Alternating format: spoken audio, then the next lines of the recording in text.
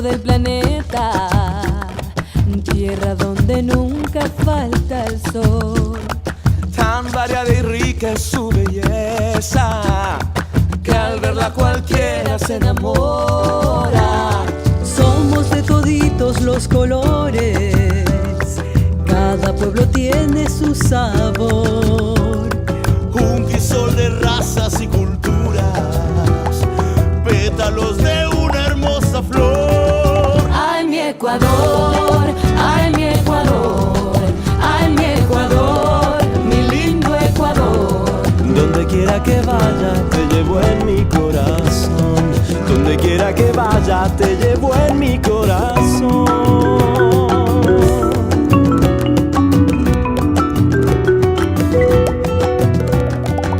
La construcción del ferrocarril, entonces conocido como Ferrocarril del Sur, se inició en 1872, durante la segunda presidencia de Gabriel García Moreno. La primera locomotora rodó el 18 de julio de 1873, desde la estación de Yaguachi. Al año siguiente, el 1 de mayo, empezó a funcionar el primer servicio regular entre Yaguachi y Milagro, ambas poblaciones de la provincia del Guayas. Después de años de pocos avances, la construcción se aceleró cuando el general Eloy Alfaro llegó a la presidencia en 1895. Este presidente se propuso retomar y llevar a término el viejo proyecto del ferrocarril del puerto de Guayaquil a Quito, pero había una tenaz campaña de oposición protagonizada tanto por conservadores como por liberales. Mucha gente de aquel tiempo pensó que los Andes no se podrían conquistar por medio del ferrocarril. El 17 de junio de 1897, el gobierno firmó un acuerdo sobre la construcción del ferrocarril más difícil del mundo, con los contratistas norteamericanos Archie Harman de Virginia y Edward Morley. Al fin del año, se construyó en Nueva Jersey la Guayaquil and Quito Railway Company y comenzó la construcción en el año 1899. Amenazaban el progreso de los trabajadores la frecuente actividad sísmica, las fuertes precipitaciones que a menudo provocaban inundaciones, las enfermedades o las picaduras de serpientes. Ante semejantes desgracias, los obreros desertaban o paralizaban los trabajos en demanda de mejores condiciones. 4,000 trabajadores jamaiquinos participaron en la construcción del ferrocarril, pero los jamaiquinos eran cruelmente afectados por la altura, las enfermedades y pestes. El propio hermano de Archie Harman, el mayor John Harman, ingeniero jefe de la obra, y su ayudante George Davis murieron víctimas de las enfermedades. Los carriles llegaron finalmente a un enorme obstáculo, una pared de roca casi vertical llamada la Nariz del Diablo. Muchas vidas se perdieron en la construcción de lo que se considera como una obra maestra de ingeniería, un zigzag cavado en la roca que permite al tren avanzado y retrocediendo sucesivamente alcanzar la altura necesaria hasta la UCI. Se dice que Harman, el ingeniero constructor de la línea, se detuvo maravillado ante la formidable masa pétrea ante la que pronunció las palabras que habían de quedar grabadas en la historia de este ferrocarril.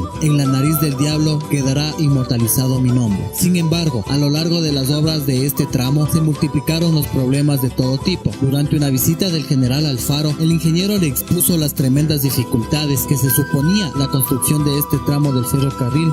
Alfaro, hombre metódico y frío, le contestó: primero tomaremos un whisky, después venceremos al diablo. En 1905, el ferrocarril llegó a Riobamba, en la región interandina del Ecuador. Mientras se alcanzaba el objetivo final, el ferrocarril prestaba servicios al público en sus tramos ya terminados. Desde Riobamba, la construcción fue más fácil. Se llegó al punto más alto de ruta urbina, 3.604 metros. A finales de 1905, el júbilo por la llegada del ferrocarril estalló en Quito el 25 de junio de 1908, cuando arribó la locomotora número 8 conducida por el maquinista Arturo Munizaga. El ferrocarril era una realidad. El arzobispo de Quito, Federico González Suárez, envió un telegrama al presidente Eloy Alfaro reconociendo su esfuerzo y la importancia de su obra. Temporalmente desaparecieron todo tipo de rivalidades políticas. En los planes originales, la línea del sur debía haber empezado en el puerto de Guayaquil y mediante un puente debía conectarse con Durán, cruzando el río Guayas. Pero ese puente nunca se construyó, por lo tanto, las mercancías eran transferidas por transbordadores a Durán, donde eran cargadas en los vagones ferroviarios de mercancías. En Durán, pues, comienza la línea ferroviaria hacia Quito, que con una longitud de 447 kilómetros es la línea más importante de Ecuador. Era también llamada línea línea del sur y hoy se la conoce como Ferrocarril Trasandino. Desde Durán, donde se construyeron los talleres, el ferrocarril atraviesa por terreno llano y baja altitud la vía Yaguachi-Milagro hasta Bucay, donde se instalaron los talleres principales. Allí comienza el tramo de montaña con una inclinación de hasta 55 por mil, llegando a Huigra, Cibambe, Alausí, Palmira y Arriobamba, 2.753 metros sobre el nivel del mar. En Cibambe se construyó el tramo conocido como Nariz del Diablo, que es una de las obras ingenieriles en ferrocarriles de montaña más bellas y espectaculares del mundo. De allí, la línea alcanza el punto culminante, 3.609 metros sobre el nivel del mar en su punto más alto, pasando por Ambato, Latacunga y finalmente llegando a Quito, 2.817 metros sobre el nivel del mar. Un ramal con una longitud de 145 kilómetros y con un ancho de 1.067 milímetros va de Cibambe hacia Azogues y a Cuenca. La construcción comenzó en 1915 y la línea se abrió a 1965. Había muchos apartaderos privados que alcanzaban con ramales de 600 milímetros y de 1.067 milímetros, entre otros a la azucarera Ingeniería San Sarlí y a las plantaciones de la empresa de carros urbanos. Y en una tercera línea, el ferrocarril Quito-San Lorenzo, también llamado Línea del Norte, con una longitud de 373 kilómetros y ancho de 1.067 milímetros, va de Quito vía Ibarra y Cabachi a San Lorenzo, donde se llega al océano y acaba solamente en 1957. El ferrocarril estuvo trabajando con beneficios solo unos pocos años. En 1925, la Guayaquil y Quito Railway Company vendió finalmente su participación mayoritaria en el Ecuador. El mantenimiento de la plataforma era muy caro, sobre todo por la lluvia, los deslizamientos de tierra y las inundaciones, especialmente en la región andina, interrumpiendo el tráfico con frecuencia. Los daños fueron resueltos a menudo solo de forma provisional y hubo que hacer reformas básicas durante décadas.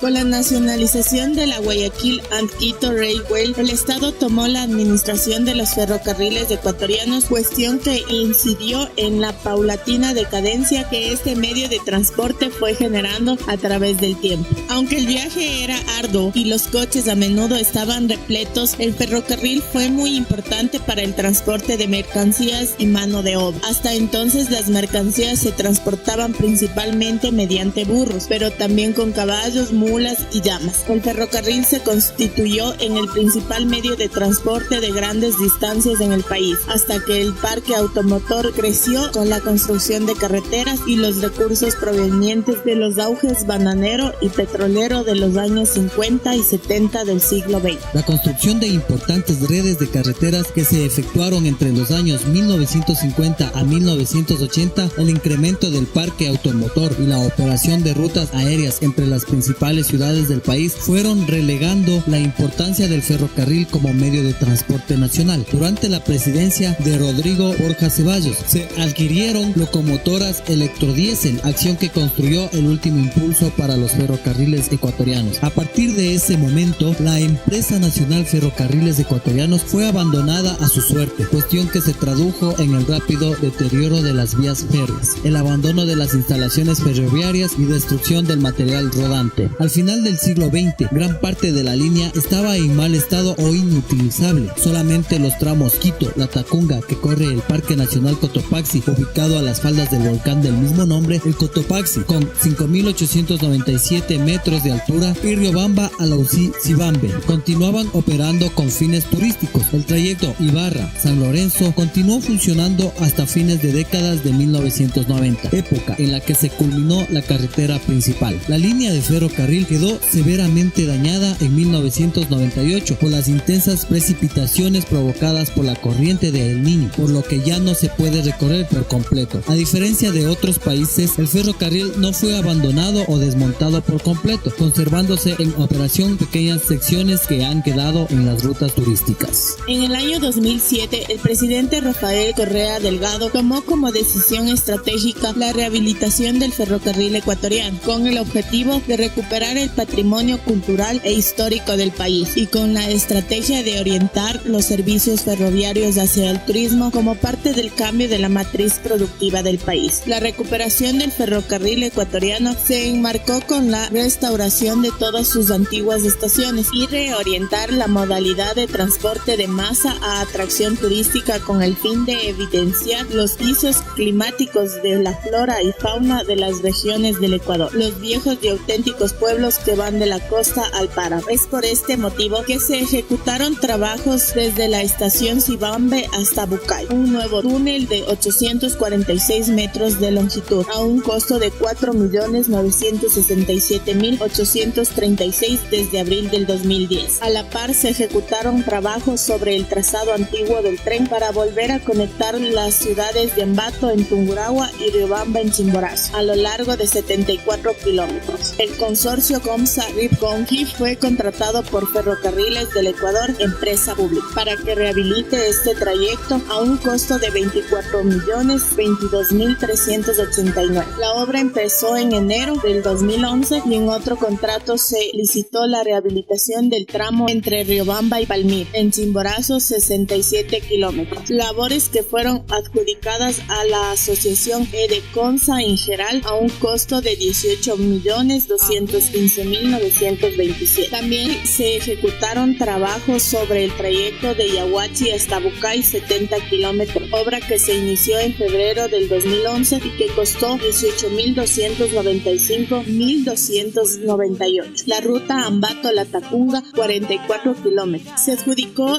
al consorcio Bucay a un valor de 11.160.856. Tareas que también comenzaron en febrero del 2011. Los trabajos de rehabilitación concluyeron a fines del año 2012. El presidente Rafael Correa reinauguró la obra en enero del 2013. Por otra parte, el ferrocarril del norte también fue objeto de rehabilitación en el tramo comprometido entre Ibarra y Salinas, mismo que funcionaba bajo el nombre de Tren de la Libertad. Se previó que a finales del 2014 se rehabilite el tramo comprendido entre Otavalo e Ibarra, trayecto con especial potencia para el turismo por la importancia de las localidades que atraviesa. Ya en 2016, con la terminación de los trabajos de rehabilitación entre la vía entre Quito y Durán, la empresa pública de ferrocarriles del Ecuador puso en disposición de los turistas nacionales y extranjeros del denominado tren crucero, que compromete un paquete turístico que incluye el recorrido de toda la ruta entre esas dos ciudades y la realización de una serie de actividades orientadas hacia conocer las distintas localidades y paisajes que se ubican a lo largo de la ruta. A más de ello, la empresa pública de ferrocarriles del Ecuador incorporó una serie de productos turísticos que comprenden a diferentes tramos de la ruta entre Quito y Durán y que comprenden productos turísticos de excursiones de un solo día. Los trenes turísticos ecuatorianos recorren las rutas siguientes: